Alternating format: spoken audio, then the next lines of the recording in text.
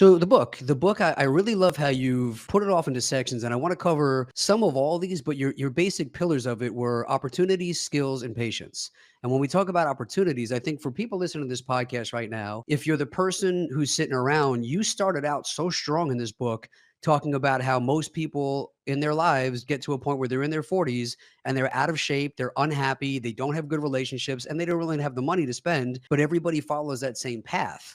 And it was very eye-opening to say, like, you have to look at where you are right now because you're, as you said, your income's not really correlated to your hard work. It's how replaceable are you?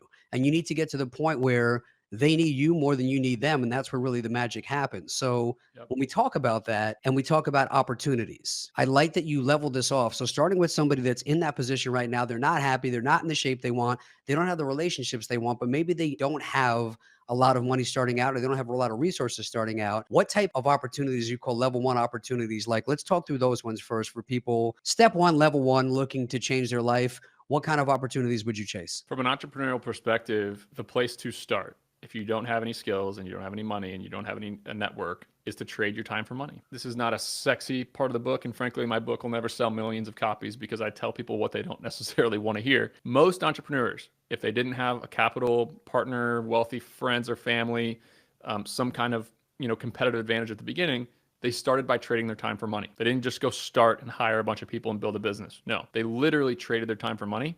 They moved something, they cleaned something, they repaired something, and they found a way to make 25, 50, 100 bucks an hour doing it. And then when their schedule got full and they got busy, they quit their job. That money was coming in to replace their income, and then they started to hire people, and then they built a business slowly over time. So the most visited page of my website is sweatystartup.com/ideas. It's a list of 200 plus business ideas that can be bootstrapped. They're varying levels, degrees of difficulty, varying skills needed, varying amounts of capital needed. But yeah, if you want to just look at this on paper of what it can look like as far as the actual businesses, whether it be pest control, HVAC repair and installation, fire suppression system and repair, custom cabinet building, flooring install, like a bunch of sweaty startups, go to sweatystartup.com/ideas. But yeah, there's a lot of opportunity for people who are willing to do the work, and it's how businesses are born. But everybody tries to skip that step. I hear people that go, well, I don't want to start with that. I want to be the person who puts the money in. I want to be the CEO. And I'm like, well, yeah, everybody starts out that way. But I think they don't realize that if you're not happy right now that you have to trade your time because you don't have a lot of money, put all that time in for 6 months and make some money. And now you're in a different seat. Like, everybody thinks it's a forever thing. And one of my buddies, Tim, said to me once, I thought it was a really good example.